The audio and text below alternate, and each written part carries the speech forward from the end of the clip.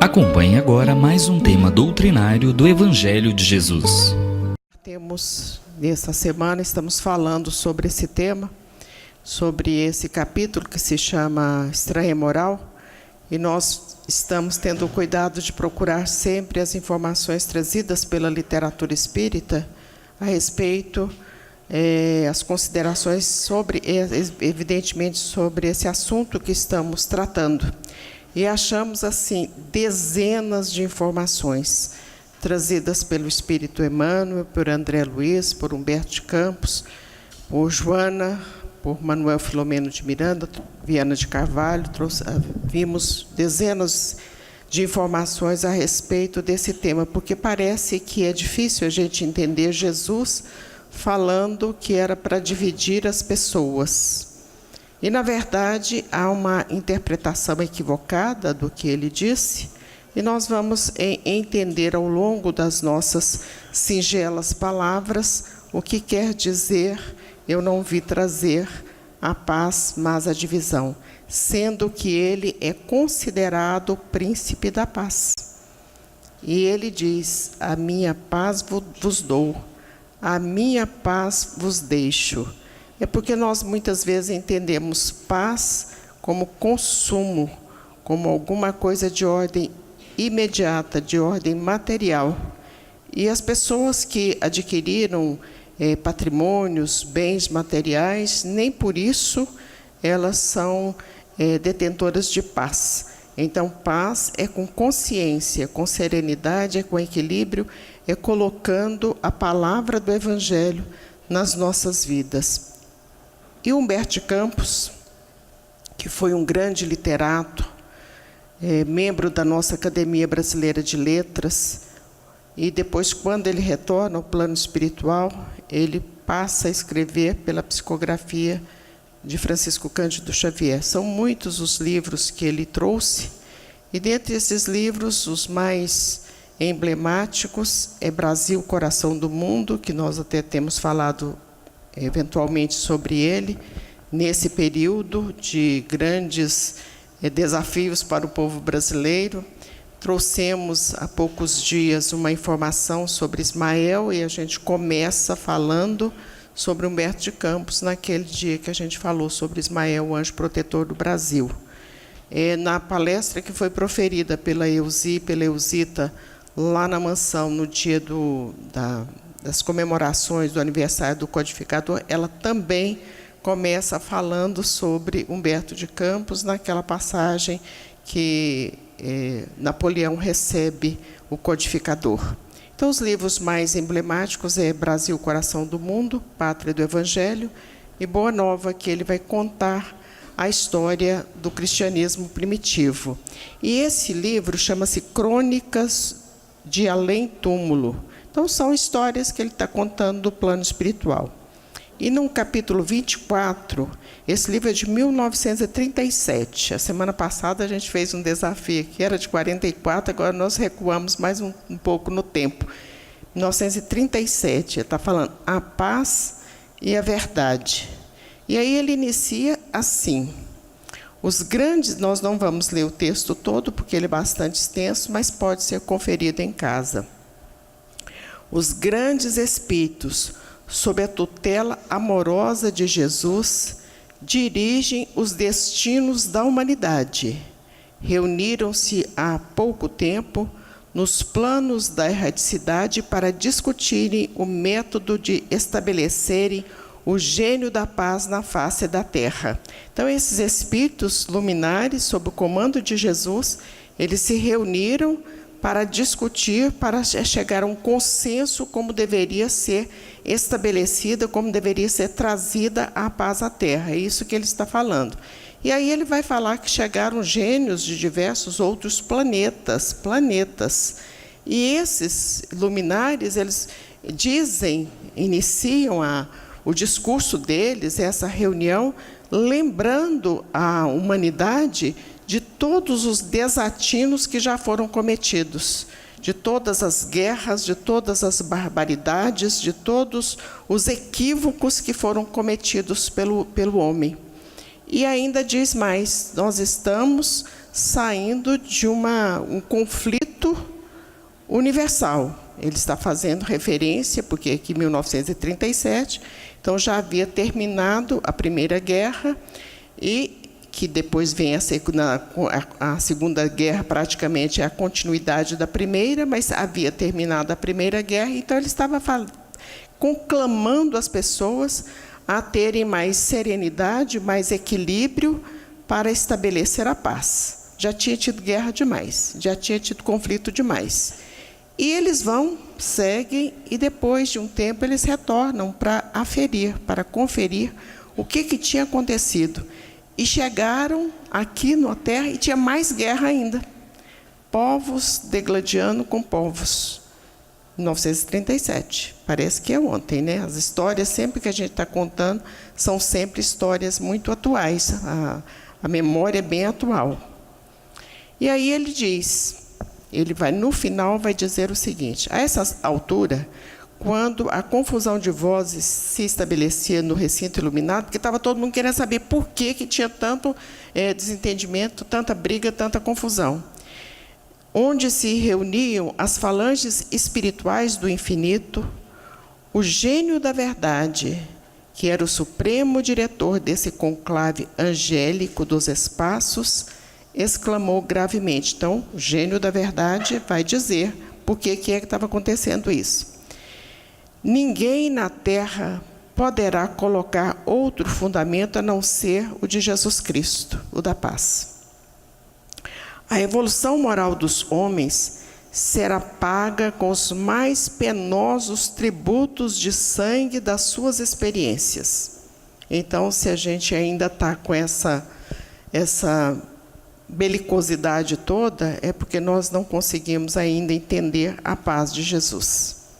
As criaturas humanas conhecerão a fome, a miséria, a nudez, a carnificina e o cansaço para aprenderem no amor daquele que é o jardineiro divino de seus corações. Transformarão as suas cidades prestigiosas em ossuárias apodrecidas para saberem erguer os monumentos projetados no Evangelho do Divino Mestre. Então, enquanto a gente não tiver esse entendimento, as nossas cidades serão isso que a gente está vendo aí. É bala achada, é bandido por todo lado, é acidente de toda espécie, é desrespeito para com o cidadão. Isso tudo é decorrência da nossa pouca condição evolutiva. E ele vai concluir: nunca haverá paz no mundo sem a verdade. Ninguém na Terra pode lançar outro fundamento além daquele que foi posto por Jesus Cristo. E confundida numa luz imensa e maravilhosa, a grande Assembleia da Paz foi dissolvida. E aí nós continuamos procurando para ver se conseguíamos mais alguma coisa a respeito desse texto, e achamos uma mensagem do Espírito Emmanuel, que se chama Diante da Paz. Essa mensagem está inserida em um livro que chama-se Caminhos de Volta. E vamos ver então o que o Espírito Emmanuel fala sobre a paz. Qual a receita que ele vai nos dar para a paz? Lembrando que Emmanuel é o mentor espiritual da obra intelectual de Francisco Cândido Xavier. Ele vai começar falando sobre a paciência, que é a ciência da paz, né? Quer dizer, se a gente não tem paciência, daí é porque a gente está brigando mesmo, e aí já vem a belicosidade e as consequências de tudo isso. Entendendo-se a paciência à maneira de ciência da paz, não procures a paz à distância, de vez que ela reside em ti mesmo. Aí a gente sempre acha que é o outro que me ofendeu, o outro que me fechou no trânsito, o outro que respondeu mal para mim, e a gente sempre quer revidar essas más ações de outras pessoas. A paz, no entanto, baseia-se na lei da troca, que mantém o equilíbrio do universo através do binômio dar e receber. Ação e reação. Se você dá violência, se você dá más palavras, se você dá más ações, vai receber o troco da mesma moeda. Aliás, antes do Emmanuel, Francisco de Assis já dizia, né? É dando que se recebe. Depois foi até deturpado bastante, mas o conceito é um conceito de serenidade, de equilíbrio e paz mesmo. Semeia a paz a fim de que acolhas. Quando não te seja possível providenciar a segurança do ambiente fustigado de inquietação, mentaliza a paz por intermédio da palavra e do pensamento. Chegou, está todo mundo desarmonizado, não vamos entrar no clima, vamos nos apaziguar, vamos mentalizar, vamos buscar o Zé Grosso, a Matilde, vamos orar interiormente para a gente ter a serenidade naquele momento, porque senão a gente também entra no clima da desavença, do desequilíbrio, e daí a pouquinho está todo mundo alterado. Ante os enfermos, cala os assuntos suscetíveis de criar agitação e oferece-lhes a tranquilidade, relacionando temas capazes de garanti-la. Entretanto, se o verbo não te for facultado, envia ideias de reconforto e encorajamento aos doentes, diligenciando proteger-lhes as forças mentais ameaçadas de desgoverno. Então, é a tal história, eu fui ao médico, tem um diagnóstico, falei, nossa, mas o meu parente teve esse diagnóstico, morreu numa semana. Isso aí a gente não está sendo caridoso, né, com a palavra. E muitas vezes a gente não tem condições nem sequer de falar, mas a gente pode emitir um bom pensamento. É isso que o Emmanuel está falando. Surpreendendo a discórdia, permanece com a verdade e aclara o caminho, mas emite pensamentos de paz no rumo dos irmãos em contenda, e se podes falar, pronuncia a frase edificante que consiga ajudar a extinguir os focos de perturbação ou desequilíbrio. Hoje nós vimos uma entrevista de um magistrado, mas ele foi muito, muito feliz, porque está tendo uma contenda aí muito grande por conta de umas frases, e ele falou, não, isso é coisa à toa, não precisa se preocupar com isso não, é um exagero que as pessoas estão falando, que às vezes estão colocando mais lenha na fogueira. Eu falei, não, isso é coisa, vamos baixar o tom disso aí, coisa num corriqueiro, não tem nada assim de muito, muito grave nisso aí não. Então, as pessoas, às vezes, gostam mesmo de colocar mais lenha na fogueira, mais gasolina no fogo, para ver o circo pegar fogo mesmo, né? Renteando com alguma criatura menos feliz, por maiores sejam os motivos que a tornem pouco simpática, isso acontece muito, né? Lá vem aquela pessoa, lá vem o nosso cego para perto de mim de novo, vai reclamar tudo outra vez. Vamos ver qual que é a orientação do Emmanuel aqui, né? Renteando com alguma criatura menos feliz, por maiores sejam os motivos que a tornem pouco simpática, rememora os vínculos de fraternidade que nos unem fundamentalmente uns aos outros e procura ampará-la mentalmente, abençoando-lhe a presença com silenciosas mensagens de amor e renovação. Isso aqui é um conceito que Francisco Cândido Xavier, exatamente orientado pelo Espírito Emmanuel, e ele também, com toda a sua sabedoria, com toda a sua espiritualidade, ele utilizou isso com muita beleza e com muita acuidade, com muita frequência, porque a gente fica imaginando a quantidade de pessoas assim inconvenientes que se aproximavam do Chico, pessoas que iam para aproveitar ou às vezes até para denegrir a imagem dele. E, no entanto, ele nunca deu demonstração que estava incomodado, aborrecido com aquela situação. E o Emmanuel dizia a ele, quando perguntado ao Chico onde é que o Emmanuel era mais exigente, ele dizia, era no trato para com as pessoas, tratar bem as pessoas. Isso aí tem mais de um sentido, porque quando nós tratamos bem as pessoas, elas também emitem pensamentos positivos para nós. Tem um fato narrado pelos biógrafos do Chico, quando ele estava saindo lá da fazenda Modelo, a fazenda fica distante de Pedro Leopoldo, e ele ia de charrete ou a pé. E ele estava saindo, já havia trabalhado o dia todo, e o trabalho dele era o trabalho de escriturário. Ele era um excelente datilógrafo. Na época que era datilografia, ele era um excelente datilógrafo. Quando terminava, as pessoas lá de Pedro Leopoldo nos contam que ele olhava e perguntava às pessoas assim: não tem mais ninguém? Porque tinha muito espírito lá ainda, e ele falava assim: não tem mais ninguém? Porque na visão dele, na percepção dele, ainda existiam algumas pessoas para serem atendidas. E aí ele saindo, e vem uma senhora carregando um fardo de roupa, e ele fala com Emmanuel que estava muito cansado, com dor nas pernas, tinha trabalhado o dia todo, porque além desse serviço ainda tinha psicografia, né, que nos intervalos ele tinha que psicografar.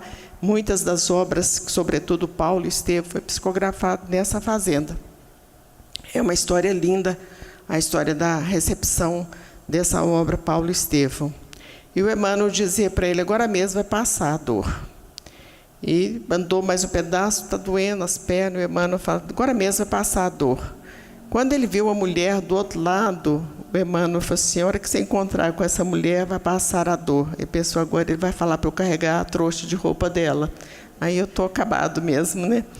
E a hora que ele chega perto dessa senhora, ela diz a ele: ô Chico, eu queria te agradecer, porque você fez esse favor para mim, me ajudou de tal maneira e tal, tal. Ela não pediu para carregar a mala de roupa, não. Ele que estava pessimista nesse momento. E daí ele diz que as dores passaram. Quer dizer, a energia, a vibração de amor que ela emitiu para ele, passaram as dores. Então, se a gente soubesse como é importante as vibrações, e tudo tem vibração. Quando a gente vê a obra de André Luiz, a obra da Dona Ivone do Amaral, a da Sueli Caldas, a gente vê que tudo tem vibração. E muitas histórias que a gente não vai trazer aqui agora, porque não é o momento, mas pode ser conferida pelas leituras dos livros. A gente vai ver a vibração na mesa, na cadeira, na roupa de cama, na roupa de vestir, na arma, na joia, enfim, tudo tem vibração, todas as coisas. E essas vibrações tanto podem ser positivas quanto negativas. Daí a importância da oração dentro da nossa casa sempre, das boas conversas sempre dentro da nossa casa, porque a gente vai criando uma aura positiva dentro dos nossos lares. Quem já leu o livro Libertação deve se lembrar, em um determinado momento, que ele pergunta por que aqueles nichos, aqueles altares, tinham tantas vibrações iluminadas. O André Luiz pergunta, ele estava numa igreja levando uma paciente, uma pessoa que estava muito enferma, a Margarida. E aí, então, é explicado a ele que nesses nichos, nessas igrejas, a vibração é porque muitas pessoas oravam naqueles lugares. Então, a oração, a boa leitura, ali já, quer dizer, tirar sempre da nossa convivência doméstica as músicas que não elevam o nosso espírito, os programas de televisão também que não elevam o nosso espírito. A gente tem que ter uma vigilância e uma disciplina constante na nossa casa para que as coisas transcorram num clima de muita paz.